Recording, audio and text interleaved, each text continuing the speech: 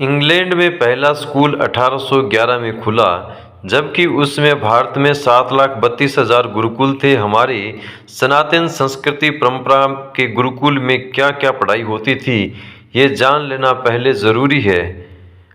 अग्नि विद्या, वायु विद्या, जल विद्या, अंतरिक्ष विद्या, पृथ्वी विद्या, सूर्य विद्या, चंद्र व लोक विद्या, मेघ विद्या, पदार्थ विद्युत विद्या, सौर ऊर्जा विद्या, दिन रात्रि विद्या, सृष्टि विद्या, खगोल विद्या, भूगोल विद्या, काल विद्या, भूगर्भ विद्या, रत्न व धातु विद्या, गुरुत्वाकर्षण विद्या, प्रकाश विद्या, तार विद्या, विमान विद्या, जलायन विद्या, अग्नेय शस्त्र विद्या, जीव जंतु विज्ञान विद्या, यज्ञ विद्या। ये तो बात हुई वैज्ञानिक विद्याओं की। अब बात करते हैं व्यावसायिक और तकनीकी विद्या की। वाणिज्य, कृषि, पशुपालन, पक्षी पालन, पशु प्रशिक्षण, यान, यंत्रकार, रथकार, रत्नकारी, स्वर्णकार, वस्त्रकार, कुंभकार, लोहकार, तक्षक, रंगसाज, खटवाकर, रज्जुकर, वास्तुकर, पाक विद्या, सारथ्य, नदी प्रबंधक, सूचीकार, गौशाला प्रबंध, उद्यानपाल, वनपाल, नापित। जिस देश के गुरुकुल इतने समृद्ध हो, उस देश को आखिर कैसे गुलाम बनाया गया होगा। मैकाले का स्पष्ट कहना है कि भारत को हमेशा हमेशा के लिए अगर गुलाम बनाना है तो इसकी देशी और सांस्कृतिक शिक्षा व्यवस्था को पूरी तरह से ध्वस्त करना होगा और उसकी जगह अंग्रेजी शिक्षा व्यवस्था लानी होगी, और तभी इस देश के में शरीर से हिंदुस्तानी लेकिन दिमाग से अंग्रेज पैदा होंगे, और जब इस देश की यूनिवर्सिटी से निकलेंगे तो हमारे हित में काम करेंगे। 1850 तक इस देश में 7,32,000 गुरुकुल हुआ करते थे, और उस समय इस देश में गांव थे 7,50,000, मतलब हर गांव में औसतन एक गुरुकुल। और ये जो गुरुकुल होते थे वो सब के सब आज की भाषा में हायर लर्निंग इंस्टीट्यूट हुआ करते थे। उन सब में 18 विषय पढ़ाए जाते थे, और ये गुरुकुल समाज के लोग मिलकर चलाते थे, न कि राजा महाराजा। अंग्रेजों का एक अधिकारी था G.W. लूथर और दूसरा था थॉमस मुनरो। दोनों ने अलग अलग इलाकों का अलग अलग समय सर्वे किया था। लूथर, जिसने उत्तर भारत का सर्वे किया था, उसने लिखा है कि यहाँ 97% साक्षरता है, और मुनरो, जिसने दक्षिणी भारत का सर्वे किया था, उसने लिखा कि यहाँ तो 100% साक्षरता है।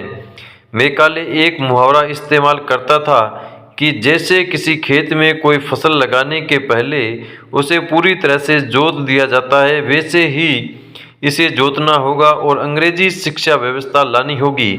इसलिए उसने सबसे पहले गुरुकुलों को गैरकानूनी घोषित किया। जब गुरुकुल गैर कानूनी हो गए तो उनको मिलने वाली सहायता जो समाज की तरफ से होती थी वो गैर कानूनी हो गई। फिर संस्कृत को गैर कानूनी घोषित किया और इस देश के गुरुकुलों को घूम घूम कर खत्म कर दिया, उनमें आग लगा दी। उसमें पढ़ाने वाले गुरुओं को उसने मारना पीटना और जेल में डालना शुरू कर दिया। गुरुकुलों में शिक्षा निःशुल्क दी जाती थी। इस तरह से सारे गुरुकुलों को खत्म किया गया और फिर अंग्रेजी शिक्षा को कानूनी घोषित किया गया और कलकत्ता में पहला कॉन्वेंट स्कूल खोला गया। उस समय इसे फ्री स्कूल कहा जाता था। इसी कानून के तहत भारत में कलकत्ता यूनिवर्सिटी बनाई गई, बम्बई यूनिवर्सिटी बनाई गई, मद्रास यूनिवर्सिटी बनाई गई। ये तीनों गुलामी जमाने की यूनिवर्सिटी आज भी देश में मौजूद हैं।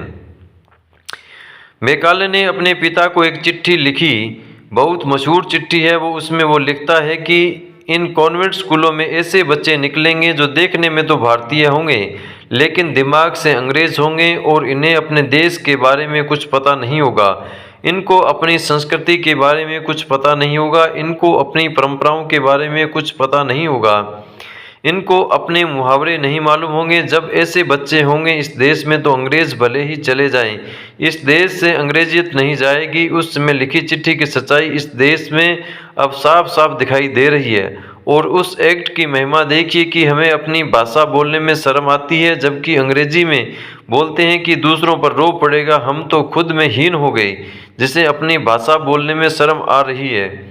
उस देश का कैसे कल्याण संभव है। हमारी पुरानी शिक्षा पद्धति बहुत ही समृद्ध और विशाल थी और यही कारण था कि हम विश्व गुरु थे। हमारी शिक्षा पद्धति से पैसे कमाने वाले मशीन पैदा नहीं होते।